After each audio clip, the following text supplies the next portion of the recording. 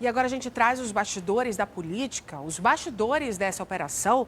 E com o Davidson Cavalcante aqui nos estúdios. Muito boa noite, professor. Eu queria entender o que isso mexe com a estrutura do Partido Liberal. Você sabe, Samira, boa noite para você, boa noite para o nosso telespectador.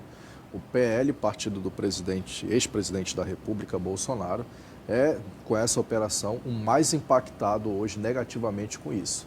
Vocês viram aí, durante as sonoras, que os aliados fizeram ali uma defesa usando um jargão comum para justificar o que aconteceu em janeiro de 2023, perseguição política ao ex-presidente da República. É o típico jargão populista quando você quer aí blindar uma autoridade do porte, como é o caso do Bolsonaro, que tem, querendo ou não, uma leva ainda de seguidores e admiradores.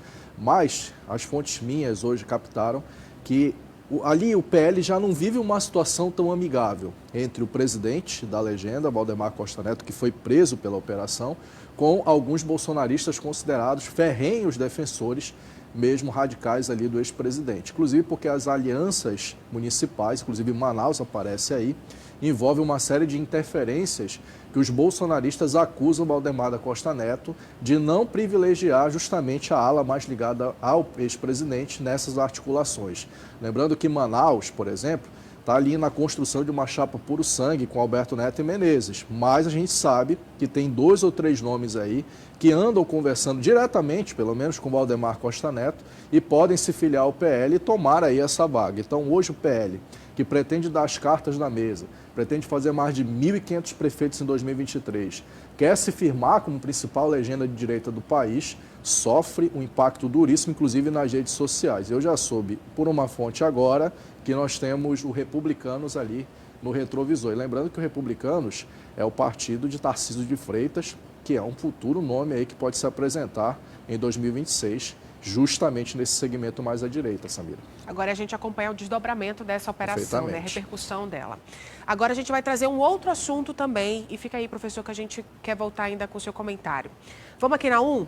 Gente, o ex-prefeito de Anamã foi condenado pela aplicação de recursos do Fundeb. A gente vai entender isso na nota, olha só.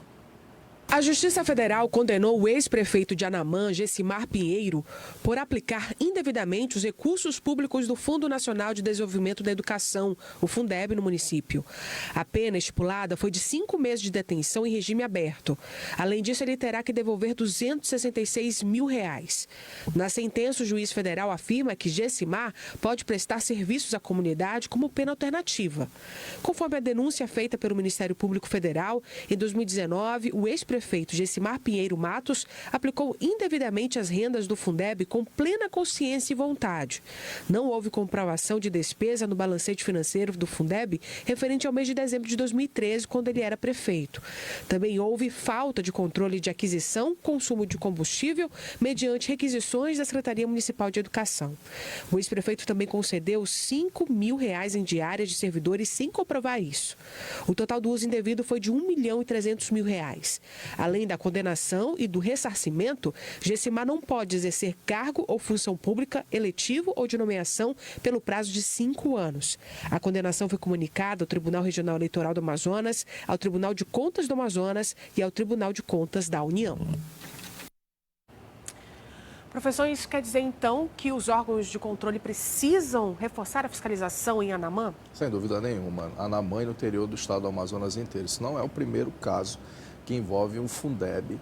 A gente sabe que o Fundeb é um repasse federal que é para ser ali distribuído em recursos relacionados à educação, principalmente também por ser um dinheiro federal que também tem a ver ali com investimentos pontuais na educação básica.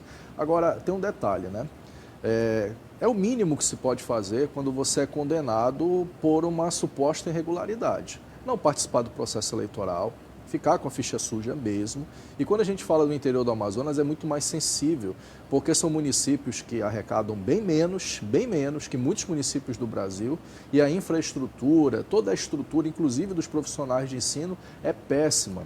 Samira, tem gente que viaja horas e horas de barco para poder lecionar nessas escolas e não tem um mínimo de estrutura adequada. E quando você vê um repasse desse, na época, R$170 mil, com o montante agora são mais de R$260 mil que precisam ser repassados aos cofres públicos, é revoltante. Então esperamos agora os desdobramentos disso e que isso fique como um recado para todos os administradores, prefeitos que lidam com dinheiro público.